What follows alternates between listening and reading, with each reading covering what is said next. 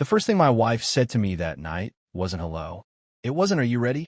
It wasn't even, "Don't embarrass me." She looked me dead in the eyes and said, "If you love me at all, you'll stay invisible tonight." And in that moment, I realized something in my marriage had already died. I just didn't know how loudly it was about to shatter. If you've ever felt ignored, undervalued, or quietly erased inside a relationship you worked hard to build, hit like, subscribe, and let this story sit with you. Because what happens next isn't about revenge. It's about what happens when someone finally sees you, after years of being told you don't matter. My name is Mark Reynolds. For 27 years, I taught history at a public high school in Ohio. American history, world history, government. The kind of job that doesn't impress people in tailored suits. The kind of job people smile politely at, and then change the subject. I loved it anyway. Still do. My wife, Laura, tolerated my career the way someone tolerates a cracked tile in an otherwise perfect kitchen. Something you step around. Something you promise yourself you'll fix someday. Something you quietly resent. Laura worked in human resources. Director level. Corporate. Polished. Ambitious. She chased promotions the way some people chase air, like stopping would kill her.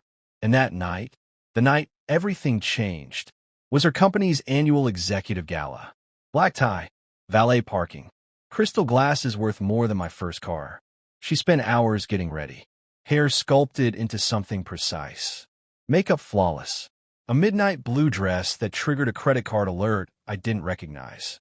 When I stepped out of the bedroom in my usual charcoal suit, the same one I'd worn to every event since my 40s started blending together, she looked at me like I tracked mud across white carpet.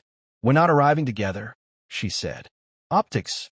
I called it distance with better branding. So I parked my aging Honda myself and walked into the hotel alone. Inside, the ballroom buzzed with rehearsed laughter. Men practicing confidence. Women measuring worth with eye contact. I spotted Laura immediately, perfectly positioned near the entrance, like she'd practiced it. She was waiting for someone important. Then she saw me. Her smile vanished. She crossed the room fast, grabbed my arm, her nails biting just enough to send a message. "Stay in the back," she whispered. "Don't talk to anyone I work with. And do not tell people what you do." I nodded. Decades of marriage had trained me well.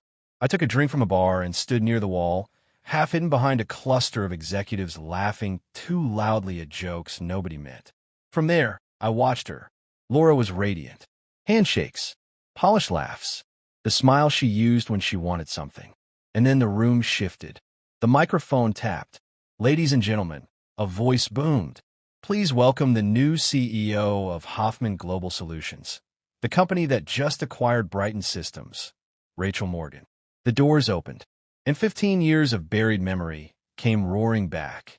Rachel didn't look older. She looked sharper. Same copper brown hair. Shorter now. Same steady eyes. Different gravity. She walked in like someone who didn't need permission to exist. Laura stepped forward instantly, hand extended. Rachel didn't see her. Rachel saw me. Her steps slowed. Her breath caught. The room disappeared. She walked past my wife like Laura was furniture and stopped in front of me. "Mark," she said, voice unsteady. "It's really you." Conversations died mid-sentence.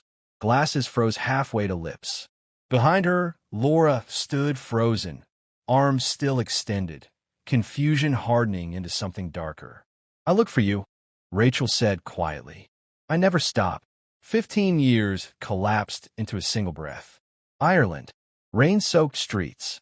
Late nights arguing about history and books like we were fixing the world. Rachel turned slightly. "Excuse me. I need a moment." She looked back at me. "Please."